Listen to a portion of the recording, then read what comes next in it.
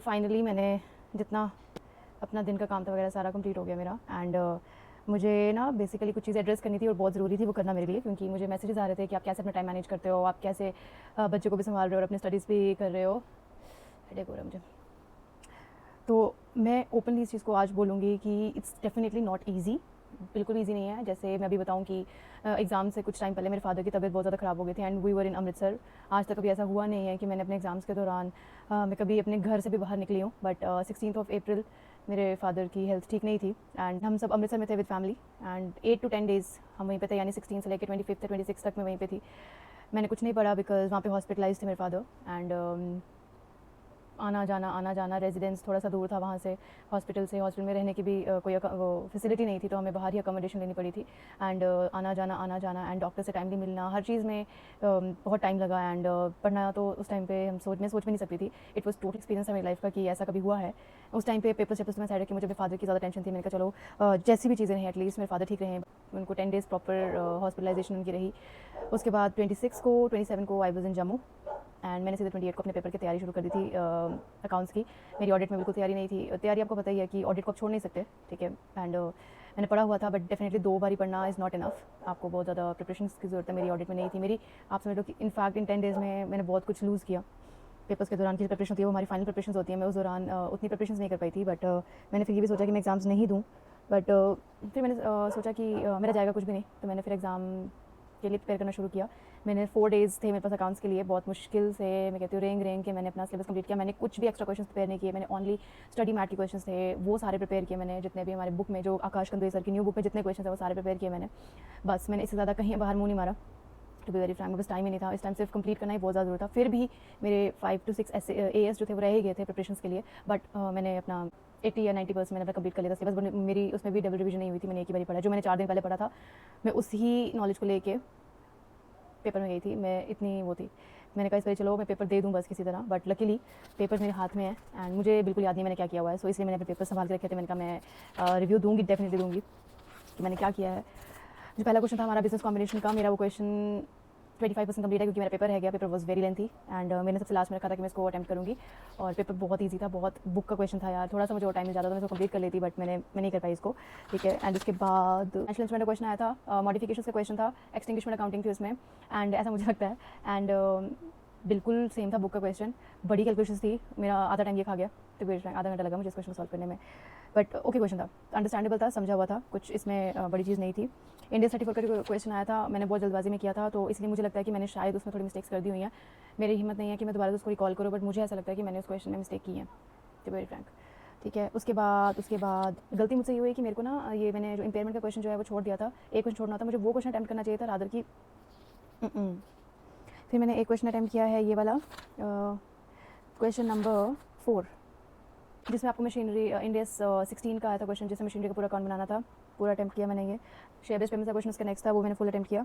उसके बाद इंडेस 115 का क्वेश्चन था, मैंने पूरा अटैम्प्ट किया, पूरा अटैम्प्ट। मुझे डर लग रहा है मैं इसको रिपीटेड लिख ताकि मेरी कोई मिस्टेक मेरे सामने ना आ जाए। उसके बाद ये एक क्वेश्चन था जिसमें जॉइंट अरेंजमेंट का एक कॉन्सेप्ट था, वो वाला मैंने पूरा अटैम्प्ट किया। मैंने थ्योरी वाले ना क्वेश्चन मुझे लगता है मैंने ज़्यादा अटैम्प्ट किए हैं, जबकि मुझे प्रैक्टिकल ज़्यादा करने चाहिए थे। मैंने कहा ना मैंने इम्पेयरमेंट वाला पार्ट जो है वो छोड़ा है, जबकि मुझे उसको करना चाहिए था एंड मुझे कोई थ्योरी वाला छोड़ना चाहिए था, बिकॉज थ्योरी में मार्क्स ज़्यादा करते हैं। वो मैंने अटैम्प्ट किया। इसका सेकंड पार्ट पर थोड़ा डाउट था मुझे, बट मैंने कभी ना कभी पढ़ा हुआ, बट मुझे एक्जैक्टली याद नहीं आया वहाँ पे, टू बी वेरी फ्रैंक। तो मे बी उसमें मिस्टेक हो सकती है। इंडियस 1 का क्वेश्चन इसका नेक्स्ट क्वेश्चन है जो मैंने किया अटैम्प्ट। उसके साथ एक थ्योरी का क्वेश्चन था जनरल पर्पस फाइनेंशियल स्टेटमेंट्स का, वो नहीं किया मैंने। इंडेस 1 का अटैम्प्ट किया, मुझे आता था। थ्योरी रन करने में नंबर 1 हूँ मैं, मैंने थ्योरी रन की थी इंडेस 1 की। उसके बाद ये ब्लॉकचेन का क्वेश्चन आया था, मैंने जितना ऑडिट में पढ़ा था मैंने वो सारा लिख दिया। मुझे नहीं पता भाई फाइनेंशियल रिपोर्टिंग में से कैसे हेल्प होती है, मुझे नहीं पता। मैंने बस जितना प्रिपेयर किया था उसमें लिख दिया। एंड इंडेस 2 का क्वेश्चन आया था, बुक का क्वेश्चन था। इंडेस 113 का भी क्वेश्चन आया था, ईजी क्वेश्चन। तो इस हिसाब से मेरा पेपर ये बहुत अच्छा हुआ। लेकिन जो मेरा पहला क्वेश्चन था बिजनेस कॉम्बिनेशन का, अगर वो मेरा फुल अटैम्प्ट हो जाता तो अच्छा पेपर था। एंड पेपर ईजी था, मैनेजेबल था बहुत आसानी से। MCQs बहुत ईजी थे, बहुत ईजी। तो बट मुझे ये था कि पेपर लेंथी बहुत था, मुझे टाइम बहुत लग गया। इस वजह से मेरे को लास्ट के 20 मिनट्स मिले बिजनेस कॉम्बिनेशन के क्वेश्चन करने के लिए। एंड बहुत जल्दबाजी में एंड बहुत पैनिक कर गई थी, इस वजह से मैंने बड़ी मिस्टेक्स भी की लिखते टाइम, तो उस वजह से मेरा टाइम बड़ा इसमें वेस्ट हो गया। So all in all paper बहुत अच्छा था मेरा ये वाला। सो मेरा सेकंड है पेपर इसका SFM का। SFM में ये हुआ था कि अपनी बेसिक नॉलेज, मैंने फॉरेक्स पढ़ा भी नहीं, मेरे पास टाइम ही नहीं बचा। तो फॉरेक्स का ये था कि मैंने इतनी बारी पढ़ लिया हुआ है तो मुझे थोड़ा सा मैं अटैम्प्ट उसको कर सकती हूँ, मुझे ऐसा लगता था कि मैं कर सकती हूँ अटैम्प्ट। तो इसलिए मैंने फॉरेक्स नहीं पढ़ा मेरे पास, और मैंने बाकी सारा जो है लूज़ पढ़ लिया था। एंड मैंने बहुत मुश्किल से कंप्लीट किया। मैंने पता नहीं कब पढ़ा था लास्ट SFM, मैंने डायरेक्टली पेपर में पढ़ा उसके बाद। एंड आई नो मैंने किस तरह से कंप्लीट किया है वो। तो पहला क्वेश्चन जो था सबसे ईजी क्वेश्चन था, मैंने उसमें मिस्टेक की बिकॉज मैंने डिफरेंट चैप्टर कभी नहीं, मतलब मैंने पढ़ा ही नहीं था इस बार, इस अटेम्प्ट में मैंने बिल्कुल नहीं पढ़ा। एंड सबसे ईजी क्वेश्चन आया था और मैंने उसमें उसके सेकंड पार्ट में मिस्टेक की हुई है। सेकंड क्वेश्चन था बहुत ईजी EVA का क्वेश्चन था, और थ्योरी जो आई थी उसके साथ बहुत ईजी थी, वो रिस्क मैनेजमेंट की थ्योरी थी, मैंने लिख डाला। सेकंड क्वेश्चन मैंने अटैम्प्ट नहीं किया, जो स्टैंडर्ड डेविएशन वाला क्वेश्चन था मैंने अटैम्प्ट नहीं किया। पोर्टफोलियो जितना भी पढ़ लो ना, कभी हमेशा ऐसा होता है कि आप उसको अटैम्प्ट नहीं कर पाओगे पेपर में, बड़ा रेयर होगा कि अटैम्प्ट कर पाओगे अगर वो ईजी डाल देंगे। तो मेरे को हमेशा पोर्टफोलियो पे टाइम लगता है एंड मुझसे नहीं हुआ। उसके बाद मैंने एक क्वेश्चन छोड़ना था, वो छोड़ दिया मैंने, ये वाला क्वेश्चन सेकंड वाला। उसके बाद क्वेश्चन था हमारा NPV की कैलकुलेशन का, लाइक या रियल टर्म्स वाला क्वेश्चन था, जो थर्ड वाला BC लिमिटेड, उसमें NPV कैलकुलेशन बतानी थी। कैपिटल बजटिंग का क्वेश्चन था, रियल टर्म्स एंड ऑल ये सब चीज़ें, थोड़ा सा कंफ्यूज बीच में किया हुआ था। मैं इसको दोबारा नहीं पढ़ी, मैं को डर लगता है मैंने कुछ मिस्टेक ना कर दी हूँ, मिस्टेक्स के चांसेस हर जगह हैं। सो इसीलिए इतनी डीपली इस चीज़ को नहीं कर रही हूँ, मैं इसे बता रही हूँ कि मैंने पेपर एक्जैक्टली किया कैसा है। उसके साथ एक और क्वेश्चन था, बेसिक क्वेश्चन था, जनरल क्वेश्चन था, बस और कुछ नहीं था उसमें। मैंने किया अटैम्प्ट को, बट डाउट हर जगह। उसकी थ्योरी है जो मुझे नहीं आती थी, तो ऑल इन ऑल में 96 मार्क्स का अटैम्प्ट किया है पेपर। एंड उसके बाद IFM का क्वेश्चन था, बुक का क्वेश्चन था यार, बिल्कुल सेम क्वेश्चन।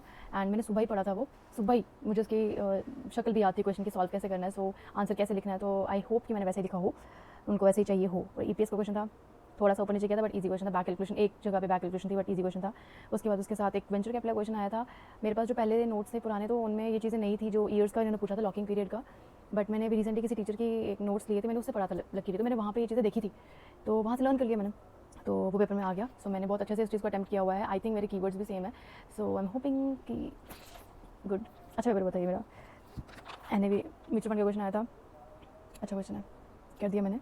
उसके बाद एक क्वेश्चन था जहाँ पे आपको पोटेंशियल वैल्यू निकालनी है, जो देखने में बहुत बड़ा क्वेश्चन था एंड मैंने उसको अटैम्प्ट किया है। मेरे उसके बारे में कोई व्यूज़ नहीं है, मैंने उसको अटैम्प्ट किया है और मुझे लगता है कि मैंने सही अटैम्प्ट किया है। And Zio limited, small size private health company, blah blah blah. 6 question इसमें था, मार्क टू मार्केट मार्जिन वाला क्वेश्चन था ये, जो फ्यूचर्स में है एंड जिसको मैं सिर्फ रीड मारती थी, वो पेपर में आ गया था रिटन फॉर्म में। एंड यस, बड़ा सोच समझ के किया मैंने। कुछ चीज़ें, एक चीज़ होता है जब मैं पढ़ती थी, कुछ चीज़ें ऐसी हैं जो मुझे प्रॉब्लम करती थी तो मैं उसको मार्क कर लेती थी। तो ये वही चीज़ थी इसमें, कि एक चीज़ में बड़ी सोचने वाली होती है कि जब आप इनकी मार्जिन निकाल रहे हो, डिफरेंसेस, तो उसमें कितने लॉट्स हैं, कितने यूनिट्स हैं, वो चीज़ें मिस नहीं होनी चाहिए थी। मैंने उनको मार्क किया था, तो यहाँ पे वही चीज़ है जिसको जो ज़्यादा फोकस करने वाली थी, बिकॉज आंसर जो है वो डिफरेंट आ जाता। सो मैंने उस हिसाब से सॉल्व किया क्वेश्चन एंड होपफुली मेरा सही होगा, ठीक है। एंड लास्ट क्वेश्चन मेरा था ये वाला IRR का क्वेश्चन। मैं ये नहीं बोल कि टफ क्वेश्चन था, बट इसमें आपको IRR की पूरी तरह से नॉलेज निचोड़ ली थी उन्होंने। It was totally a knowledge based question. मेरा बहुत अच्छा गया ये IRR, तो मेरा एकदम हो जाता है अटैम्प्ट हमेशा। तो ऑल इन ऑल 96 मार्क्स की अटैम्प्टेशन है एंड मैं प्रीटी मच सेटिस्फाइड थी अपनी परफॉर्मेंस से। और ये रहे उनके MCQs, जिसकी मैं बात नहीं करूँगी। MCQs बहुत ईजी थे मेरे लिए, मैंने कर लिया अटैम्प्ट। ये किसके MCQs है यार, इसका पोर्टफोलियो, इसके MCQs मैं थे very easy, attempted it. And उसके बाद मेरे पास एक आया था म्यूचुअल फंड का, बहुत इजी था, अटेम्प्टेड इट। फ्यूचर्स वाला क्वेश्चन थोड़ा सा डिफरेंट था, मुझसे निकल नहीं रहा था, I just don't know why. और जो फॉरेक्स वाला था, जो फॉरेक्स इसमें था, उसमें भी थोड़ा सा मुझे डिफरेंट लगा। मुझे 3 to 4 ऐसी केस स्टडीज़, एक मिनट में ज़रा, 1 2 3 4 4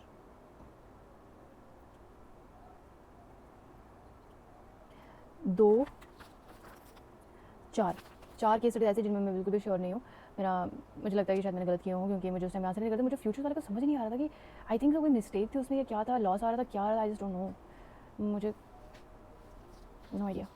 तो इसलिए मेरी 4 केस स्टडीज डाउटफुल हैं, मे भी सही हो सकती हैं, मे भी गलत हो सकती हैं। तो बाकी सब होपफुली फिंगर क्रॉस्ड सही है। उसके बाद आ गया ये मुझे याद नहीं है मैंने FR में क्या किया, एंड मुझे याद करना भी नहीं है। क्या पूछा यार, CFS का आया था, मुझे याद ही नहीं है।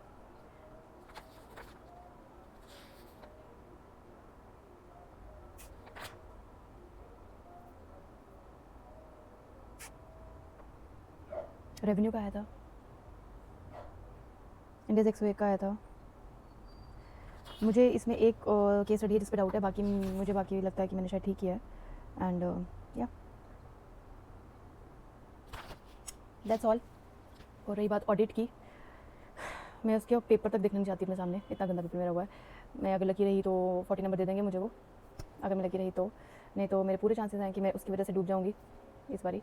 बट आई होप कि मेरी इसमें और अकाउंट्स में एग्जामेशन आ जाए, मेरा हाँ क्लियर हो जाए, एटलीस्ट एग्जामेशन आ जाए मेरी तो ज़्यादा बेटर है, क्योंकि मुझे ऑडिट बहुत ख़राब पेपर हुआ यार, बहुत ज़्यादा। I am totally exhausted today, मेरे हेडेक है 2 दिन से, मतलब मैं इतनी रेस्ट मोड पे हूँ, फुल रेस्ट मोड पे हूँ, जैसे मैं कितने टाइम से सोई भी नहीं हूँ। एंड येस पेपर जो है वो अब तो चलो, अब तो सब कुछ नॉर्मल हो गया हुआ है, तो अब पेपर्स जो हैं बहुत जल्दी उसकी नोटिफिकेशन आ जाएगी, पेपर्स कब होने हैं, सो बी रेडी। एंड होपफुली अब रिजल्ट्स जो हैं वो हमारे हिसाब से ही आएँ। एंड मुझसे बार बार पूछते हैं कि आपने कैसे पढ़ा, आपने कैसे पढ़ा, कैसे पढ़ा। सी टू बी वेरी फ्रैंक, मैं सिर्फ एक राय दे सकती हूँ, बेसिकली उसको एडजस्ट आपने अपने हिसाब से करना है। हर इंसान का अपना तरीका होता है स्टडी करने का। मैंने कोई भी ये क्लियर नहीं किया है कि मैं इसमें बोलूँ कि हाँ भाई ये जो मैं दे रही हूँ यही सही है, आपको अपने हिसाब से बनाना पड़ेगा। चीज़ें मेरे लिए भी बहुत डिफरेंट थी, मैंने किस तरह से पढ़ा है मुझे पता है, बट मैंने अपने हिसाब से उसको एडजस्ट किया। And but still if you want any information about the test series I joined, and मैंने किस तरह से टेस्ट वगैरह दिए, तो आप मुझे कमेंट बॉक्स में आप लिख सकते हैं मुझे, तो मैं आपको उसकी इन्फॉर्मेशन जो है वो मैं दूँगी। एंड येस, तो मैं इसी के साथ मैं ब्लॉग को एंड कर रही हूँ। हल्का फुल्का ब्लॉग मैंने आज बनाया है, उसके बाद से अपना पूरा दिन जो है वो स्पेंड किया, मेरा लिटरली लेजी ही गया, मैं बेड पे ही हूँ, बिकॉज मेरी थोड़ी हेल्थ जो है वो आज ठीक नहीं है, मेरी शक्ल से दिख रहा होगा।